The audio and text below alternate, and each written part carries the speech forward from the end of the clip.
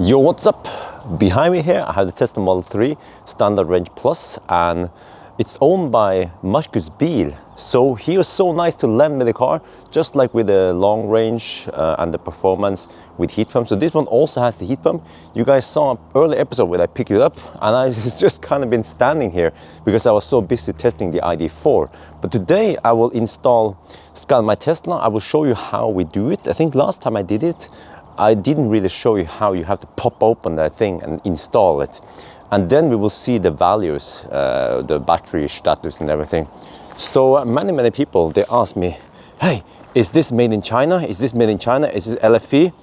No, it's not. You can see here, there is a VIN decoder on the internet. But what you see is that if you see that one, F, it means Fremont. This one is, I don't remember what all these numbers mean, but you can decode the VIN to find out a lot about the car. I think the 3 there is Model 3, yeah, something, okay. And you can also see it inside the screen. And another indication that if this is an American or Fremont car and not the Chinese cars that you see here, the Chinese car has like this James May wooden trim will extend here. So that's an easy way to spot that this is a Fremont car. But okay, so I'm gonna show you inside now what we're gonna do. Oh yeah, okay, so we have to access the OBD port. It's in the back here. Yeah, but first I will show the equipment. Well, just to show you in case you wanna know. You see Model 3 stand, what, huh? What? When did they change that one? It's called Model 3 Standard Plus.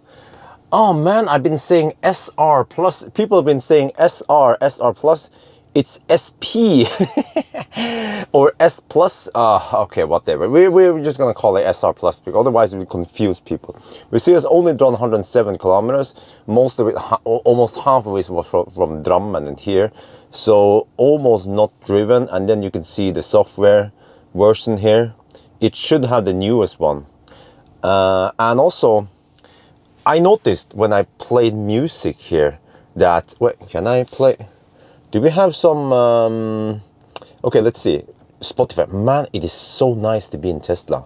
Okay, I have a playlist here. You see Tesla Bjørn, no copyright music. If you try to play, where is it? Alcatraz, yeah, okay. Oh, shit.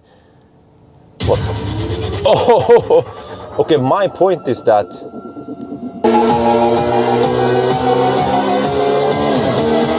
it's a public holiday today.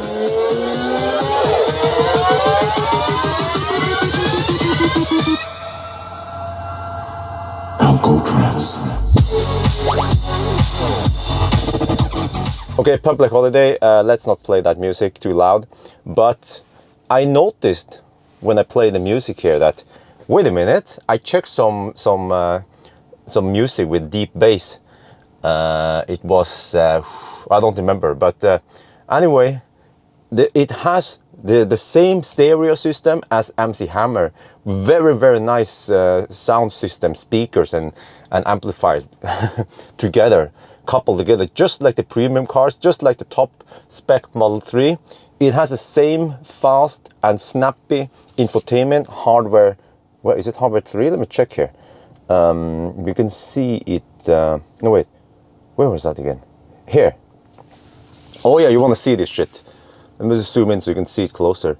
You see audio speakers, premium speaker. Yeah, but that should be the same as like the other ones, right? No external amplifier. Full self-driving computer. Okay.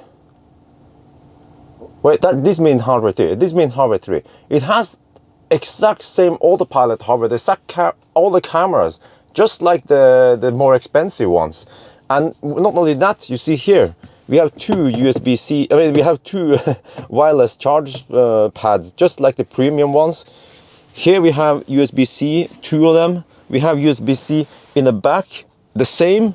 Here is this, okay, we don't have that shelf, but you can probably buy some top shelf stuff and put it in here. We have a 12-volt outlet here. You see, we have the same nice looking, better looking premium interior here. Tesla, they just simplified it and say, okay, you know what? my name is Elon Musk. I'm gonna give you guys this shit included in the cheapest one. The interior here is also the same. You see, here, nice. Only that one is a bit hard. This one is soft, this one is soft, nice and soft. You see what I mean? And also not only that, trunk. Zoop. Automatic liftgate is also included. Huh? Well, I have my shit here. I'm gonna move the car. I mean, I have to. And also, if you look down here, we also get Antankerkupplung, 1000 kilo. So really, guys, in the old days, the standard range plus that I saw in 2019, I think it was a while before COVID. I checked it out at Køge Supercharger in Denmark. That one had a lower trim. It had not so nice stereo system, not so nice interior. It was kind of downgraded. This one, basically, it's the same as MC Hammer. It's the same as the long range, except for that you get rear-wheel drive and you get slightly less power and a smaller battery.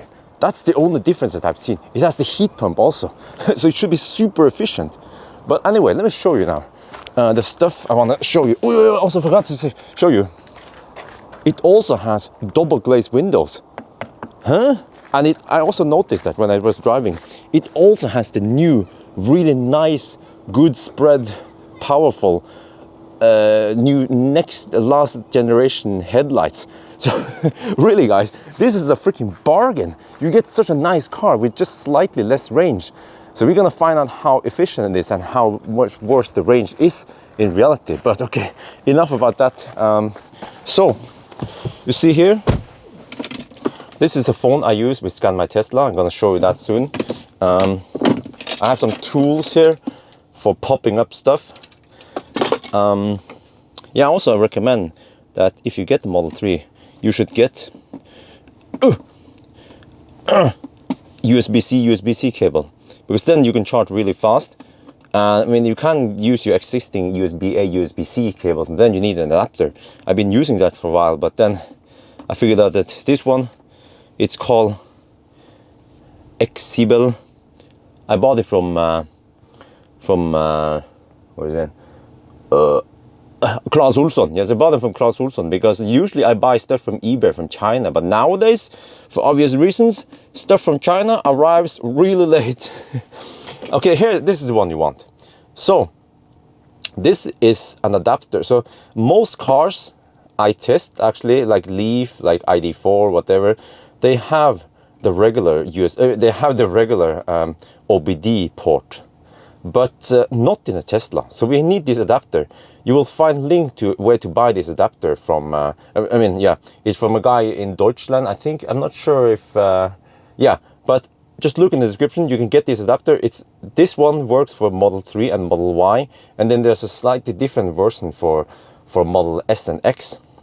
But this one will hook onto your car or your Tesla and then create a standard OBD port, and then you can use whatever. People also ask me, hey, which one do you use? I use whatever I use is called OBD Link LX. It only works for Android, but I like it. It's not the cheapest one. It's supposed to be fairly fast, but not the best one. But I've been using this for years, no problems. I've been using this also for Leaf, for ID3, ID4, for the i3 directly, of course, for the Korean cars, Ioniq, Kona, e-Niro. And also this one is awesome. I love it. So, but now we're gonna hook it in the back. So yeah. So the first thing you want to do is move the passenger and the driver's seat all the way forward, because then it makes it easier for you to pop that lid open. You see, move it all the way forward until it stops. If you're a former Toyota driver, then you don't have to move it forward because it's already in the most forward position like this. Okay, this is always interesting. Which one do I use? I think I use the hooker thing here. Yes, like this one, and maybe maybe this. Oh yeah. Well, okay. I don't remember, but let's try the hook. No. Okay, now I remember. So the trick is that, okay, actually you wanna the clips are on the side, each side here, but it's really hard to reach them. But what you can do is you can just use the hook thing like this. I think we don't need the other ones. There, you heard that click, and then on this side, wait, man, I'm not a handyman. I'm not handsome. I wear shitty clothes. I'm the opposite of rich rebels. I'm not even black. I'm an Asian man. Man, rich rebels, he would just, oh shit, there's some stuff. Rich rebels, he will just take a kitchen knife and then pull this off instantly. Well, okay, there, yeah, we're getting somewhere. Okay, this part is getting loose now. See, you just need to just work it. There, yes, yeah, we're in. So this is the part I didn't show you last time because I was kind of noob on it. But now I have accessed so many, I penetrated so many Model 3s. And also another thing you should do, I'm not sure if you have to do it, but at least I would do it anyway, because it doesn't cost me that much time, which is to go to safety, security, and then you do the power off here. Like this, and then you can see all the fingerprints, because the power off is supposed to power off the car. And if you really want to be super careful, you can wait 4 minutes, and then you will hear the power switch. That's the power switch to the main battery. And then we can hook it on here. Okay, I waited more than 4 minutes. I never heard a click, so whatever. I think I actually just power it down is safe, or you probably just could hook this on, no problem. So what you have to do first is detach this. Wait, okay, maybe it's better. Maybe it's easier if I use one of these metal pieces here. Wait, there's a there. Okay, you see, and then you put this on. Wait, why? Wrong hole. No way. Oh, okay. Shit. I should have tried this beforehand. It's easier to click in this one first, and then you click this one in here. It's kind of tight, but you just have to squeeze it in. That was the click I heard. Oh, that was the click.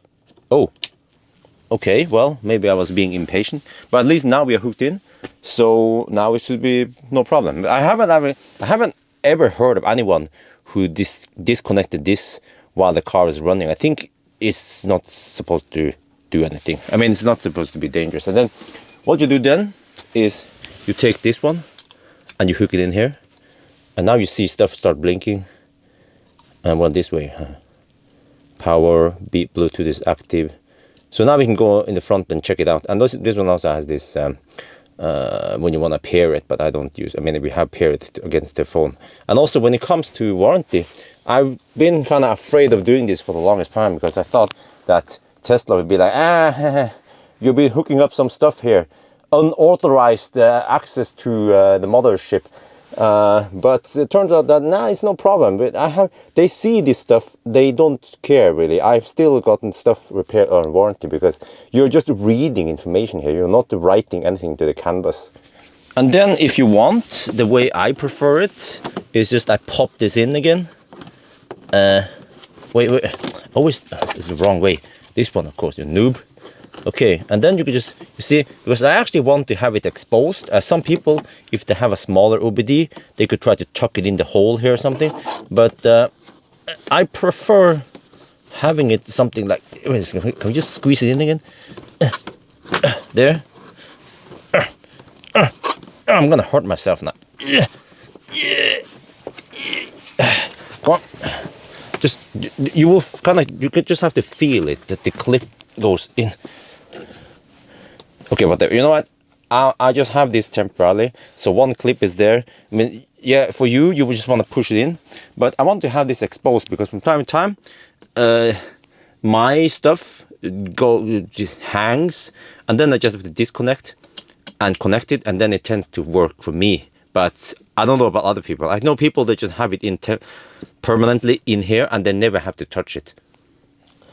Okay, before we start checking out ScanMyTesla, very important for you guys and for me also, take this glass. It's Nyland.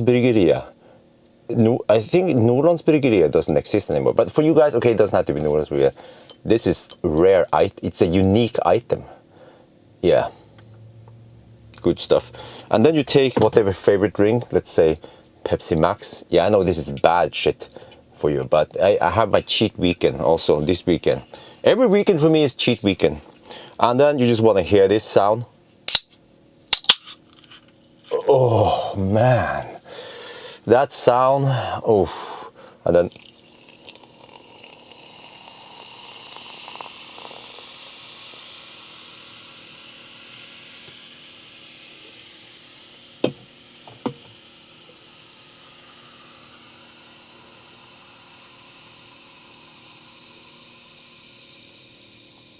okay, they settle. I have a little lemon in there, and then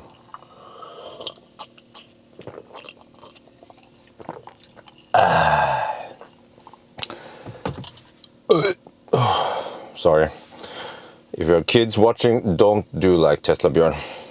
And then Brynhild's Super Mix. Yes, ABC. Always buy candy. Let's see what we got in here. Ooh, we have some chocolate and some just e-stoffer. Yeah. So let's have this one here. Let's have this one.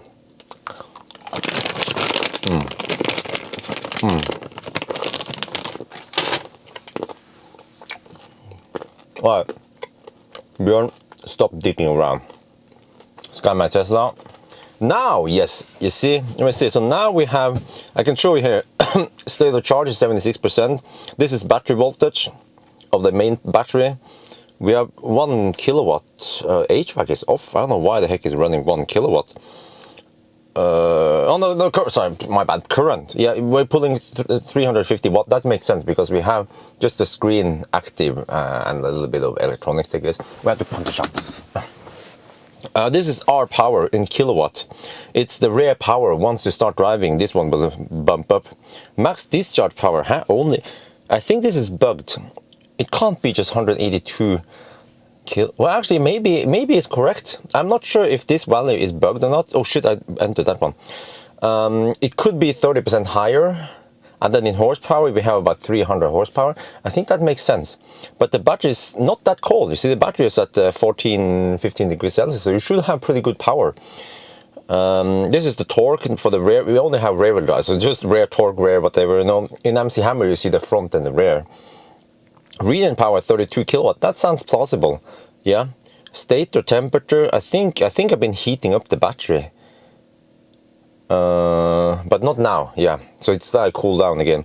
And you see, this is the cell temp mid. Just it's not an average. It's just like, yeah, you get an idea what the temperature in the pack is.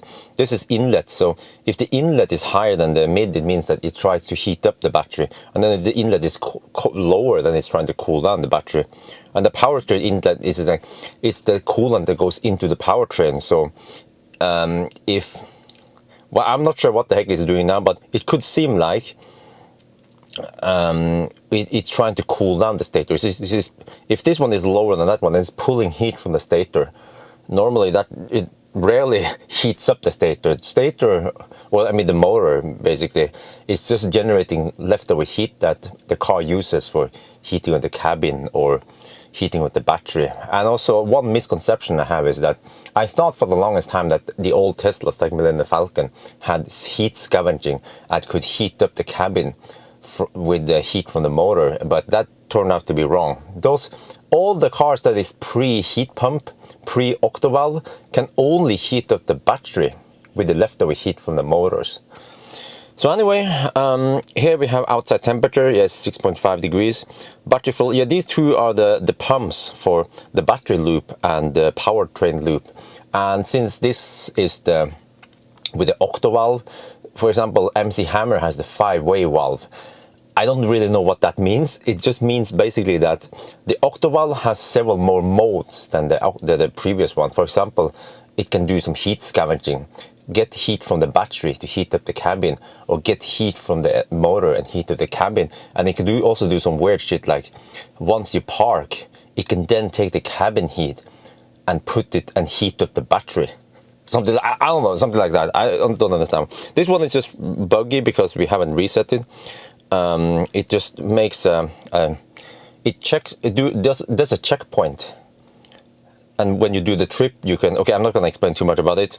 Blower speed target, yeah, it's off now. So if I fire up the heater or the HVAC system, you will see that suddenly this one goes up. And also with the heat pump, it actually makes this humming sound. You guys gonna hear it soon. Wifey, when she was in here the first time, she was like, huh? What is that humming sound? Is that normal? I said, yes, it's normal because it's a heat pump. It's kind of loud-ish. But I think Tesla can tune it so that the HVAC will not be that loud if they want to. So it goes in period. It has these bursts, bzzz, and then it stops, and then bzzz, and then it stops. So now, but I'm going to show you. We go to the all tab. Yes, the juicy stuff. And before we look at the juicy stuff,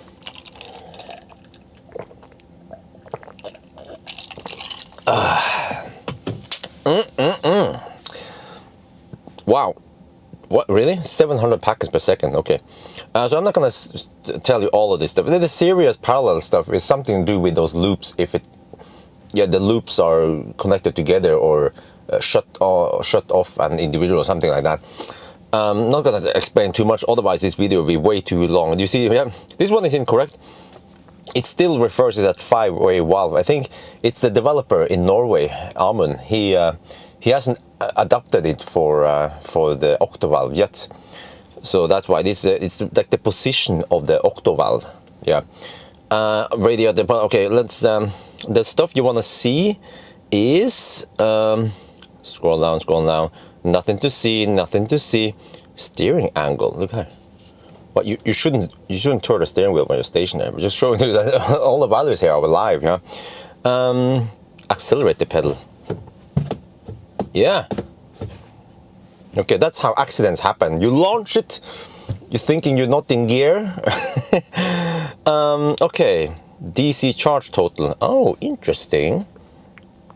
They have been DC fast charging it. I haven't DC fast charged it yet. Oh, it's getting hot in here. Let's turn off the HVAC. I haven't DC fast charged yet. I picked it up. I came home here and I slow charged. So this is interesting. It means that Tesla has been DC. They've been supercharging it or doing something before delivery.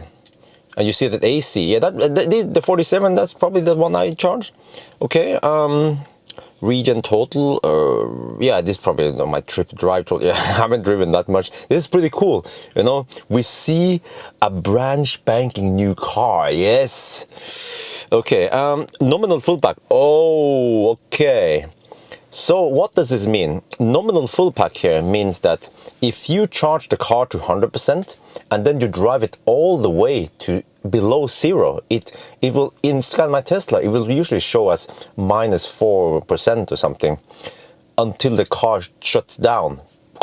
You hear that power switch cuts the power before it's too dangerous for the pack. That's the nominal full pack. I don't recommend using the nominal full pack because after a while, when you drive the car and it gets a little bit out of balance, a little bit uncalibrated, and you have some degradation, and also if the battery is a little bit colder than you think it is, then you can actually run out of juice already at 0% and not -4 or 5. So it's not guaranteed. Yeah, but I'm not going to lecture about that one. But nominal remaining is then based on the state of charge. But and this to charge complete, you need 7 kWh to get to 100%. Expected remaining, but you see this one important. Oh, it's only 2.4 kWh energy buffer. So what you have to do is wait. Do they have the? Yeah. So this one, the usable remaining. I believe that it's.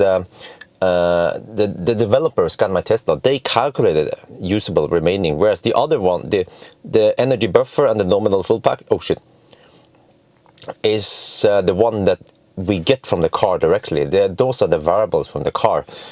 So if you take the energy buffer, which is the buffer below zero that Tesla tries to keep but is not guaranteed, and you subtract, that doesn't make sense.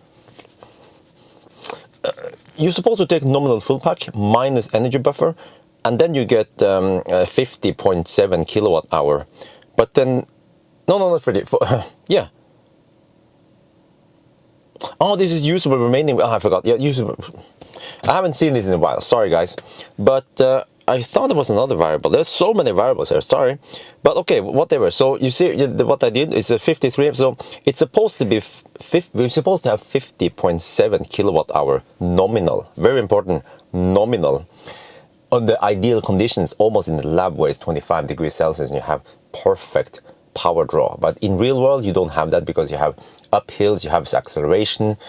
It might not be that hot outside, and the battery might keep staying at 20 degrees or 15 degrees.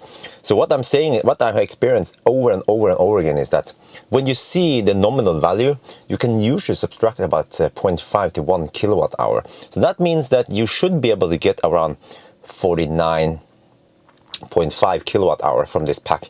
And I measured the same thing in the 2019 Standard Range Plus when I was in Sweden. I think that was 2 years ago. So it seems like the battery pack here is exactly the same size as the previous one, but we don't know what kind of chemistry is. We have to test if we can take 170 kilowatt.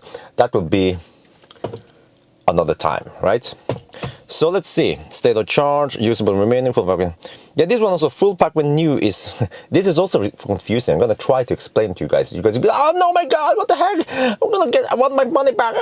No, you see, this is just reported by ScanMyTesla. I mean, it's reported by the car. Full pack when new is supposed to be 55 kilowatt hour, which doesn't make sense. And then Amund, the guy, the ScanMyTesla guy, he then tries to calculate the battery degradation based on the full pack when new. Oh no, I'm not going to click on it. Full pack when new versus is a nominal full pack or something. Yes, I don't know how the heck he calculated it. You see, you might be thinking, oh, this is a brand spanking new car and you have already 4% battery degradation. No, I don't think so. My claim is that we measure how many kilowatt hour we get by driving it. That's what matters, driving it. Looking at these numbers here is, like I said, it's nominal, lab test. It's almost like VLTP, you know. You have to drive it because as the battery age, you will have more internal resistance. So the nominal versus actual, what you get out of it, is different. That's why I spend so much time driving it to test degradation. So what my claim is that I need to make a separate video about this. This is a very deep topic. My claim is that don't trust this. It's a brand new car. Nothing is wrong with it. If you look in other Model 3 Standard Range Plus, you will also see 4.15 or around 4% degradation. Don't trust this one. Just drive the car and enjoy it. Yeah, it's just my claim is that this is incorrect. Okay, but what else do we see here? Battery flow, blah, blah, blah, stator, temperature. I think that was the most juicy part you want to see. Target active, yeah, all this stuff, discharge, this, whoa, this, okay, this is messed up. We have to reset because it gets it's minus 70. You see, this is from Millennium Falcon. That's why it looks weird, because these numbers are 0, but the Millennium Falcon has 70,000, 79,000 something. Yeah. Battery voltage, what the heck? Okay, there's something wrong with the battery values here. It's supposed to be 13.5 volt or something. But yeah, so you see, here we have it. Wait, full, okay, it also reports, you see, interesting. Yeah, it reports rated range and ideal range and rated and ideal, and what the heck is this? Rated range, ideal range, full rated range. Okay, so if you charge the car, but this is just rated range, don't trust it. It's just a fixed ratio that Tesla uses to estimate, right? The one you see inside the screen, but it's not GOM based, unlike many other cars. Most other EVs, it will adjust the range based on your driving, based on the past. And then e-tron, Audi e-tron is even more advanced, because you then also have GOM based range based on the past. But if you navigate to somewhere and it has high speed limit, or you go uphill, then the GOM will actually take that in account and then show you a lower range based on the destination. That's pretty smart. But for Tesla, it's just a fixed thing here, so don't trust it. If you want, I mean, if you can navigate instead to a destination, and Tesla will show you exactly how much percent you will have. But I think that's gonna be it. This is a pretty long video, but you guys, you know, I don't want to make this video too short because I give you guys all the details, how to install it, how to understand the numbers in the ScanMyTesla, and you can get ScanMyTesla app. Here I will have a link on the description. You find everything in the description about how to get this, and now you know also how to install it. Okay, the whole stuff here with this one was unnecessary, but we have to spice it up a little bit. Skål! So I think that's gonna be it for now. Hope you guys enjoyed this video. As always, thank you for watching and talk to you later.